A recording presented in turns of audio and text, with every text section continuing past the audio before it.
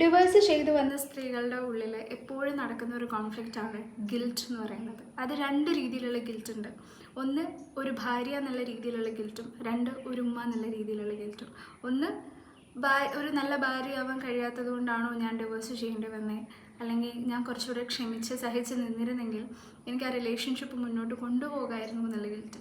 രണ്ട്, ഒരു ഉമ്മ എന്നുള്ള രീതിയിൽ എൻ്റെ മക്കൾക്ക് നല്ല പാരൻറ്റിങ് കൊടുക്കാൻ പറ്റാത്തതിൻ്റെ ഗിൽറ്റ്. പിന്നെ ഒരു ഫാമിലി ലൈഫ് എൻ്റെ മക്കൾക്ക് കൊടുക്കാൻ പറ്റാത്തതിൻ്റെ ഗിൽറ്റ്. ഈ രണ്ട് ഗിൽറ്റും ഒരു സ്ത്രീയെ വല്ലാതെ ഇമോഷണലി ഡ്രെയിൻ ചെയ്യും. മെന്നിനും ഈ ഒരു ഡ്രെയിനിങ്ങും കാര്യങ്ങളൊക്കെ ഉണ്ടാവും. അപ്പോൾ ഇത്തരം സാഹചര്യത്തിൽ കൂടുതൽ ഒരു ഫിസിക്കൽ അബ്യൂസും കാര്യങ്ങളൊക്കെ സ്റ്റാർട്ട് ചെയ്യുന്ന സമയത്താണ് സ്ത്രീകൾ ഡിവേഴ്സിലേക്ക് കിടക്കുക.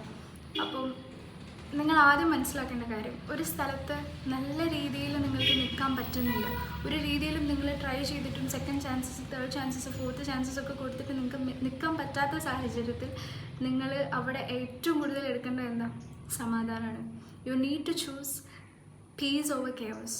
ഇത് എല്ലാ മനുഷ്യനും ഒരു സാഹചര്യത്തിൽ അഡ്ജസ്റ്റ്മെൻറ്റ്, ഫ്രസ്ട്രേഷൻ ആകുന്ന സമയത്ത് എടുക്കുന്ന ഒരു പ്രോസസ്സാണ്.